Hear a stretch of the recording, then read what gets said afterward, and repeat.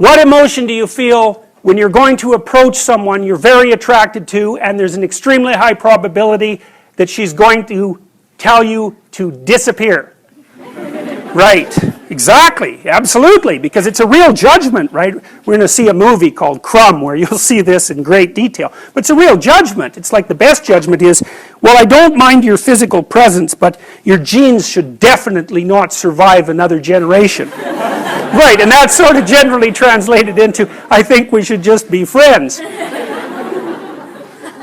Right, you know, and you can blow that off, and people do, and you have to because it's part of being polite and civilized, but you know, let's make no mistake about it. There is no more fundamental judgment than that. So, paralysis. And there's no shortage of men, I mean, who are absolutely terrified of women. I mean, I've had many of them in my practice. You know, I had one guy, he was so terrified of women he couldn't even talk to them on the phone. It's more common than you think. So, but it's generally manifested by men who no one cares about, so it's generally irrelevant. So, well, it's the case. It really is the case. I'm not kidding. They're low-status men. You know, they're people that are generally regarded as losers, and there isn't anybody who really gives a damn about what happens to them one way or another. And there's a lot more men in that category than there are women. Women are in all sorts of, you know, social categories that cause them misery and distress, but that one seems to be predominantly male. One of the things I'm going to do when we talk about Freud is I'm going to show you this movie Crumb, which I just told you about, and it's a very rare thing because it shows you the world from the perspective of very intelligent male losers, and that's just not a perspective you ever see because it's the winners that tell the stories about their life. It's like, who the hell cares about the life of a loser? But this movie is about a loser who became a winner, and you know, almost as an act of revenge, and it's great, great examination of the Oedipal complex. Remarkable. Women select men. That makes them nature. Because nature is what selects. And so, you know, you can say, well, it's only symbolic that women are nature. It's like, no, it's not just symbolic. It's not just symbolic. You know, and the woman, in some sense, is the gatekeeper to not in some sense, is the gatekeeper to reproductive success. And you can't get more like nature than that. In fact, it's the very definition of nature. So, as I said, there are lots of reasons why these symbolic representations are set up the way they are. All right, so that's the great mother, nature. The queen, the matrix. The matrix is something from which all things form. Same root word as matter, mother, all the same root word. The matriarch, the container, the cornucopia, the object to be fertilized, the source of all things, the fecund, the pregnant. There are more parts of the associational network. The strange, the emotional, the foreigner, the place of return and rest. The deep, the valley, the cleft, the cave, hell, death, and the grave. The moon, ruler of the night and the mysterious dark, and matter and the earth. So those aren't necessarily associated with femininity, but they're typically associated with femininity from a symbolic perspective. You know, so like generally, like a witch in a movie doesn't come riding out of the full bright sun at noon, right? That just doesn't happen because it doesn't make sense. It's a dark thing. And so if you saw that occurring in the light in a movie, you'd think, you know, what the hell's going on here? That doesn't make sense. And the reason it doesn't make sense is because it violates the complex, the symbolic complex. So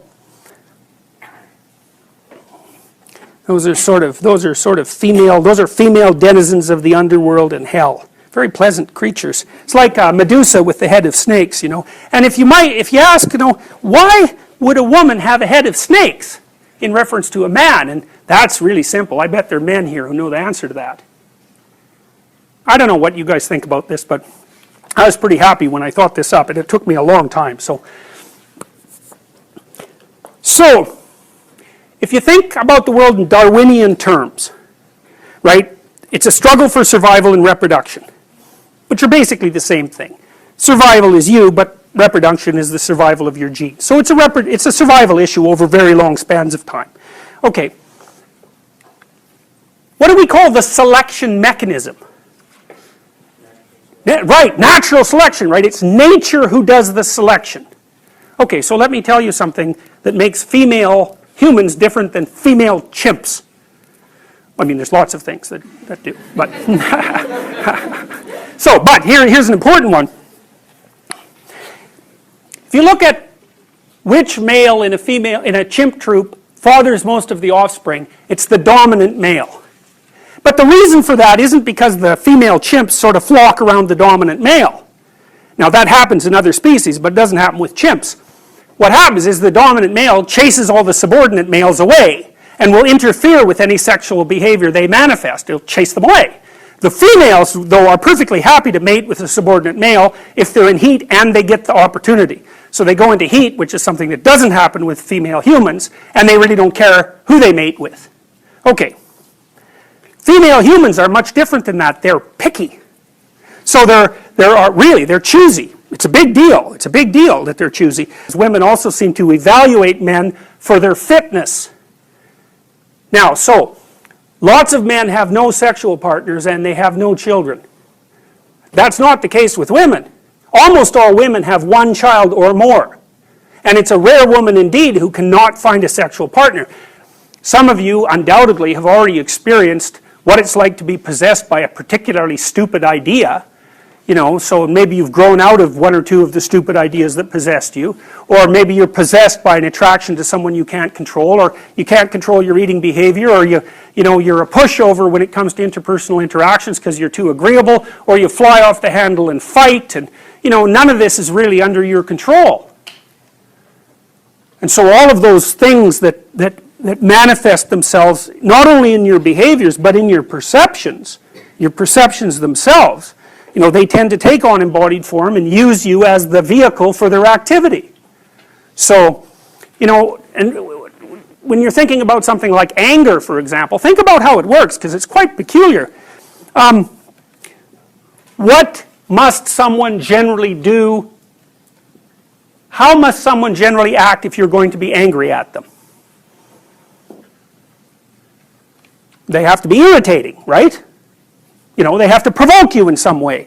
Well, the mere fact that you perceive what they're doing as irritating or provoking doesn't ensure that anyone else would have thought about it as irritating or provoking, or that that's what they meant, or that that's what's happening.